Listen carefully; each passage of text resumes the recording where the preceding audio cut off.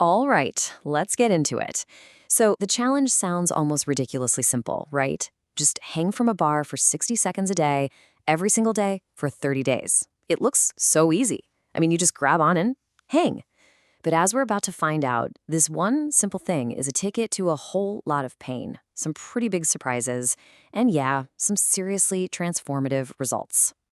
And that's really the big question here, isn't it? You hear all these huge claims about the dead hang, that it'll fix your posture, decompress your spine, maybe even change your life. It kind of sounds like one of those things that's just too good to be true. So what really happens when you put it to the test for a month? Let's find out. So, yeah, walking into this, the mindset was, let's just say, overconfident. If you already do pull-ups or go to the gym, the idea of just hanging for a minute sounds like a joke, like a warm-up. 60 seconds? Easy peasy. What could possibly go wrong? Yeah, that's what could go wrong. The very first attempt was a massive reality check, a humbling, arm-shaking disaster that was over in just 13 seconds. And suddenly, that gap between what should be easy and what is easy becomes painfully, glaringly obvious. Okay, challenge accepted. And that kicks off the first part of this whole journey, the painful early grind. This is where the simple idea of hanging from a bar just smacks right into the brutal reality of gravity, your own grip strength, and just sheer willpower. I mean, the pain was immediate. And time, I swear, it just slows to a crawl when your forearms are on fire. Every second feels like a minute. Your hands get raw, your shoulders are aching, and you're making zero progress. After a few days of that, you start questioning the whole thing. Like, is this even working? What am I doing? And right when it felt like I was just hitting a wall, something changed. But the breakthrough didn't come from just trying harder or pushing through the pain. Nope. It came from a really simple, almost overlooked adjustment that completely changed the game. It turns out the bar itself was a huge problem. See, the original bar was way too thick and rough, so my fingers couldn't even wrap all the way around it for a secure grip. I was losing the fight before it even began. Switching to a thinner bar, one you could actually get your hands around, suddenly made the whole thing feel, well, manageable. And you know what? The result was immediate, like night and day. The very first hang after switching bars jumped from around 15 seconds to 35 seconds, just like that. It was proof that sometimes progress isn't about more brute force. It's about having the right setup.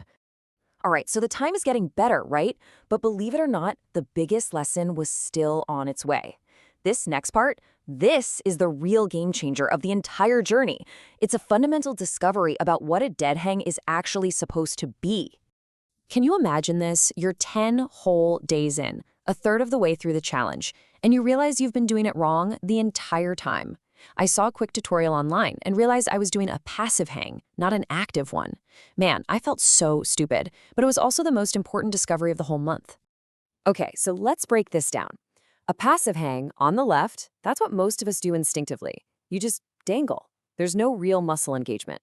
But an active hang is a completely different beast. You see on the right, you're pulling your shoulders down and back, away from your ears. That simple move activates your lats, engages your core, and it transforms a lazy stretch into a serious strength-building exercise. And oh boy, the difference in difficulty was insane. My passive hang time had climbed all the way to 40 seconds. But my very first try at a proper active hang, I barely made it to 20 seconds. It felt like someone had literally turned up the gravity on me. So, yeah, it was back to square one. But this time, I was doing it right. So this big reset kicks off the final and honestly the most important phase of the challenge.